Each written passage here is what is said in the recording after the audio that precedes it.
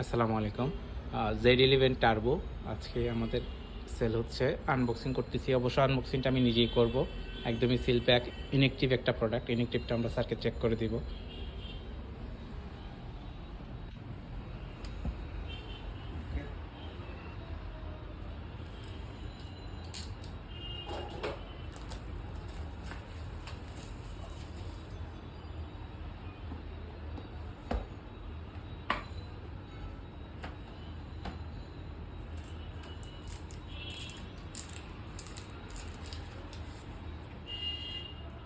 Black colour ফোনটা আসলে দেখতে খুব ভালো লাগে।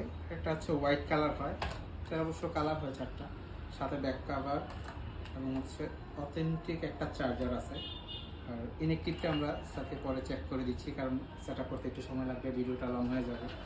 ভালো থাকুন, সুস্থ থাকুন। আসসালামু আলাইকুম।